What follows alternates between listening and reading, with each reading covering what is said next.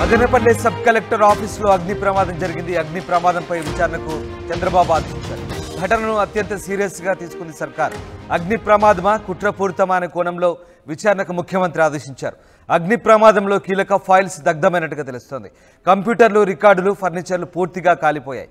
కొత్త sub collector బాధ్యతలు చేపట్టే ముందు ఈ ఘటన జరగడంపై అనుమానాలు వ్యక్తమవుతున్నాయి. భూములకు సంబంధించిన కీలక ఫైళ్లు దగ్ధం చేశారనే ఆరోపణలపైన తీవ్రంగా స్పందించారు చంద్రబాబు. వెంటనే ఘటనా స్థలానికి హెలికాప్టర్లో వెళ్లాలని డీజీపీకి సూచించారు. కాసేపట్లో మదనపల్లికి డీజీపీ సిఐడి చీఫ్ వెళ్లబోతున్నారు. మదనపల్లి సబ్ కలెక్టర్ కార్యాలయం అగ్ని ప్రమాదానికి గురవడం పట్ల చంద్రబాబు పూర్తిగా అసహనం వ్యక్తం చేశారు. ఎందుకు ఈ ప్రమాదం జరిగింది, కుట్రపూరితం అనే కోణంలో విచారణకు ముఖ్యమంత్రి ఆదేశించినట్టుగా తెలుస్తోంది. అగ్ని ప్రమాదంపై వెంటనే పూర్తి స్థాయి విచారణ చేపట్టి తనకు రిపోర్ట్ ఇవ్వాల్సిందిగా ఆయన డీజీపీని ఆదేశించారు. ఘటనను అత్యంత సీరియస్గా తీసుకున్నారు ముఖ్యమంత్రి.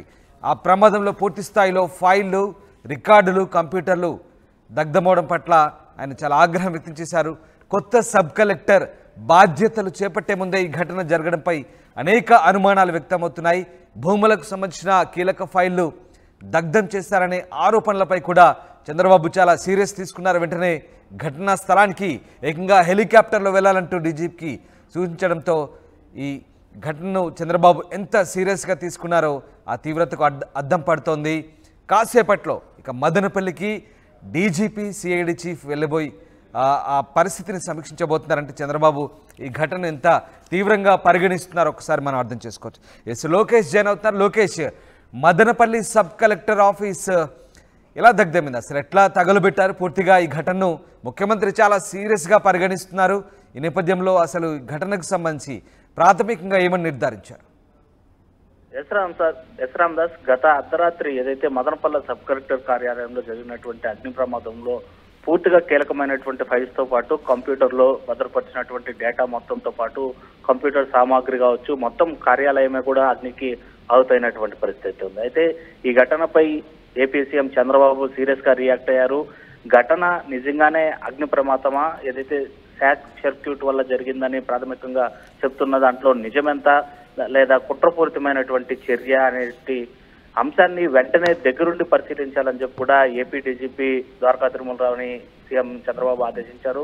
ఆ దిశగా ప్రత్యేక హెలికాప్టర్లో ఆయన్ని వెంటనే మదనపల్లి బయలుదేరి వెళ్లాలని చెప్పి కూడా కీలకమైనటువంటి ఆదేశాలు అందడంతో కొద్దిసేపట్లోనే ఇటు ఏపీ డీజీపీతో పాటు సిఐడి చీఫ్ కూడా ఇటు తాడేపల్లి నుంచి బయలుదేరి మదనపల్లి రానున్నారు. మదనపల్లికి వచ్చిన తర్వాత సబ్ కలెక్టర్ కార్యాలయం జరిగినటువంటి అగ్ని ప్రమాదం పైన అక్కడ ఉండేటువంటి అధికారులతో కావచ్చు, పోలీస్ యంత్రాంగంతో కావచ్చు, అగ్నిమాపక సిబ్బందితో, అదేవిధంగా కీలకమైనటువంటి అధికారులతో ఒక సమావేశాన్ని నిర్వహించడమే కాకుండా ఘటన పైన విచారణకు డైరెక్ట్ డీజీపీ హాజరవడం అనేది ఒక ఏపీలోనే ఒక పెద్ద బ్రేకింగ్ న్యూస్ గానే చూడాలి. ఎందుకంటే ఇటు జిల్లాల డివైడేషన్ కంటే మునుపు కూడా ఇటు పొంగనూరు నియోజకవర్గానికి సంబంధించి కావచ్చు, మదనపల్లి, అదేవిధంగా తంబాలపల్లి నియోజకవర్గానికి సంబంధించి పెద్దిరెడ్డి ఫ్యామిలీ హవా అక్కడ మొత్తం కొనసాగుతుండేది. దానికి సంబంధించినటువంటి కీలకమైనటువంటి ఫైళ్లు గడిచినటువంటి 5 ఏళ్లలో జరిగినటువంటి పరిపాలనా పరమైనటువంటి అంశాలు కావచ్చు, లేదా భూములకు సంబంధించినటువంటి వివరాలు కావచ్చు, రిజిస్ట్రేషన్కి సంబంధించినటువంటి వివరాలు కావచ్చు, మొత్తం డేటా అంతా కూడా సబ్ కలెక్టర్ కార్యాలయంలోనే ఉంటుంది. దానికి సంబంధించి ఇప్పటికే నూతన ప్రభుత్వం కొలువు జరిగిన తర్వాత గతంలో పనిచేసినటువంటి సబ్ కలెక్టర్ గా ఉన్నటువంటి హరిప్రసాద్ ని ట్రాన్స్ఫర్ చేస్తూ నూతనంగా కూడా ఒక సబ్ కలెక్టర్ మెగా స్వరూప్ ని అక్కడ బాధ్యతలు అప్పచెప్పినటువంటి పరిస్థితి. ఇవాళ మెగా స్వరూప్ సబ్ కలెక్టర్ గా మదనపల్లి బాధ్యతలు స్వీకరించాల్సి ఉంది. ఉదయం 10 గంటల ప్రాంతంలో బాధ్యతలు స్వీకరించాల్సినటువంటి క్రమంలో అయితే ఈ ప్రమాదము అర్ధరాత్రి చోటు చేసుకోవడము అనేది మాత్రం కీలకమైనటువంటి అంశంగా. రైట్ లోకేష్, అంటే ముఖ్యమంత్రి చాలా తీవ్రంగా పరిగణిస్తారు. ముఖ్యంగా కొత్త సబ్ కలెక్టర్ బాధ్యతలు తీసుకునే ముందే ఈ ఘటన జరగడం ఇదంతా కుట్రపూరితంగా జరిగిందా, లేదంటే కావాలని ఎవరైనా చేశారనే కోణంలో కూడా ముఖ్యమంత్రి ఏకంగా హెలికాప్టర్లో వెళ్ళి దీనికి సంబంధించి హుటాహుటిన ప్రమాద పరిస్థితులను సమీక్షించమంటూ చెప్తున్న పరిస్థితి. సో ఈ రకంగా ముఖ్యమంత్రి ఎంత సీరియస్గా ఉన్నారు, అలాగే డీజీపీ కానీ సిఐడి చీఫ్ కానీ ఎప్పట్లోగా అక్కడికి చేరుకునే అవకాశం ఉంది?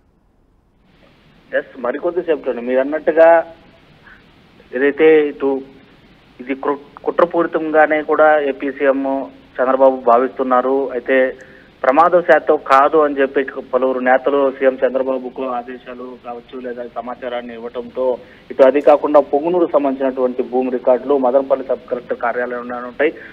దాదాపు 982 రికార్డులకు పైగా పొంగునూరు సంబంధించినటువంటివి ఆ సబ్ కలెక్టర్ కార్యాలయంలో ఉన్నటువంటి నేపథ్యంలోనే ఈ అగ్ని ప్రమాదంలో ఆ రికార్డులు అన్ని కూడా దగ్ధమైపోయాయి. కంప్యూటర్లో ఉంచినటువంటి డేటా కూడా దగ్ధమైంది. సో ఇలాంటి పరిస్థితుల్లో జరిగినటువంటి పరిపాలన కావచ్చు. Right, thank you Lokesh. ఇది మదనపల్లి సబ్ కలెక్టర్ ఆఫీసులో అగ్ని ప్రమాదానికి సంబంధించి కుట్ర కోణంగా ప్రభుత్వం భావిస్తోంది. వెంటనే విచారణకు ఆదేశించింది. ఏకంగా డీజీపీ హెలికాప్టర్ ద్వారా మదనపల్లి వెళ్ళి దీనికి సంబంధించి విచారణ చేపట్టబోతున్నారు. ఆయన వెంట సిఐడి చీఫ్ కూడా వెళ్తున్నారు. చాలా కీలకమైన ఫైల్స్, రికార్డులు, కంప్యూటర్లు దగ్ధమవడం పట్ల ముఖ్యమంత్రి చంద్రబాబు చాలా సీరియస్గా తీసుకున్నారు. ఈ అంశాన్ని అత్యంత సీరియస్గా పరిగణిస్తోంది ప్రభుత్వం. వెంటనే దీనికి సంబంధించి పూర్తి స్థాయి విచారణకు ఆదేశించారు. ఏకంగా కొత్త సబ్ కలెక్టర్ బాధ్యతలు తీసుకునే ముందు ఇలాంటి ప్రమాదం జరగడం పట్ల కుట్రకోణంగా భావిస్తోంది ప్రభుత్వం. నిజంగా ఇది యాక్సిడెంటల్గా జరిగిందా లేదా ఎవరైనా కావాలని కుట్రపూరితంగా వ్యవహరించి పూర్తిగా ఆఫీసును దగ్ధం చేశారనే కోణంలో విచారణ చేపట్టబోతుంది ప్రభుత్వం. దీనిపై అనేక అనుమానాలున్న నేపథ్యంలో ఇక భూములకు సంబంధించిన కీలక ఫైళ్లు అలాగే చాలా కీలకమైన రికార్డులు దగ్ధమైన నేపథ్యంలో ప్రభుత్వం చాలా తీవ్రంగా పరిగణిస్తుంది. దీనికి సంబంధించి పూర్తి స్థాయి లోతైన దర్యాప్తుకు ఆదేశించారు ముఖ్యమంత్రి. 11:30 గంటల సమయంలో డ్యూటీలో ఉన్న వాచ్మెన్ చిన్న అగ్ని మంటను గమనించడం జరిగింది. ఆ చిటపిట సౌండ్ వస్తున్నది. ఆయన కొంచెం లోపలికి వెళ్ళి చూస్తే ఆ మంటలు బాగా వ్యాపిస్తున్నాయి. సో అందువల్ల అతను వెంటనే నిమ్మలపల్లి డిప్యూటీ తహసీల్దార్ గారికి తెలియజేశారు. అక్కడ నుంచి వెంటనే ఫైర్ వాళ్ళకి తెలియజేసి మా ఆఫీస్ స్టాఫ్ తెలియజేస్తే మేమంతా దాదాపు 11:30, 11:45 ప్రాంతంలో వచ్చాము. చూస్తే అగ్నికిల్లలన్నీ కూడా వ్యాపిస్తూ ఉన్నాయి. ఫైర్ వాళ్ళ డిపార్ట్మెంట్ వాళ్ళు కూడా వాళ్ళ సమాచారం పంపడంతో వాళ్ళు కూడా వెంటనే వచ్చారు. వాళ్ళు రావడంతో ఈ అగ్ని కంట్రోల్ చేయడానికి వీలైపోయింది. తర్వాత 5 టెండర్స్ పెట్టి వాటర్ రెండు టెండర్స్ వచ్చాయి. 2 టెండర్స్ కూడా వచ్చి మొత్తం అప్పటికప్పుడు ఆ ఫ్లేమ్స్ అన్నీ ఎగిజింపుతుంటే దాన్ని అన్నీ కూడా ఆర్పడేయడం జరిగింది. దాదాపు 1 గంట పట్టింది ఇవన్నీ ఆర్పడానికి. అక్కడ ఫైల్స్ అట్లే కంప్యూటర్ సిస్టమ్స్ ఇంకా పైన పిఓపి ఉంది. సో ఇవన్నీ కూడా ఉదాహరణకోటి అంటుకోవడంతో తీవ్రంగా ప్రమాదం జరిగింది. నష్టం కూడా బాగా భారీగానే వాటిల్లి ఉంటుంది. ఇది ఏమన్నా షార్ట్ సర్క్యూట్ వల్ల జరిగి ఉంటుందని చెప్పి మేము అనుకుంటున్నాము. కాబట్టి 12:30 ప్రాంతంలో పూర్తిగా అగ్నికిల్లలు అదుపులోకి వచ్చాయి. ఇంకా మిగతావన్నీ కూడా కొంచెం చెడిపోయిన అంటే ఇంకా కాలిపోయినవి అన్నీ కూడా కొంచెం పక్కా పెట్టుకున్నాము. ప్రస్తుతానికైతే ఎటువంటి అగ్ని కూడా లేదు. టోటల్గా ఆర్పివేయడం జరిగింది. తర్వాత ఈ విశ్లేషకులు వచ్చి ఎందుకు ప్రమాదం జరిగిందో అని చెప్పి వాళ్ళు విశ్లేషిస్తారు. కానీ మా అభిప్రాయం ఏమంటే కేవలము వేరే ఏం లేదు, కేవలము ఎలక్ట్రికల్ సర్క్యూట్ వల్లనే జరిగి ఉంటుందని చెప్పి నేను వ్యక్తిగతంగా భావిస్తున్నాను. కొంతవరకు డేటా ఉంది, కొంత మెయిల్స్లో ఉన్నాయి. తర్వాత కలెక్టర్ గారు కూడా ఇమ్మీడియట్గా స్పందించి ఈ ఫైర్ డిపార్ట్మెంట్ కూడా అలర్ట్ చేశారు. సో కలెక్టర్ గారి ఆదేశాల ప్రకారం మేము కూడా ఈ అదుపు చేయడం జరిగింది. తర్వాత మార్నింగ్ ఏ ఫైల్స్ లేవు అనేది, ఎన్ని మిస్ అయినాయి అనేది ప్రధానికి డేటా ఉంది.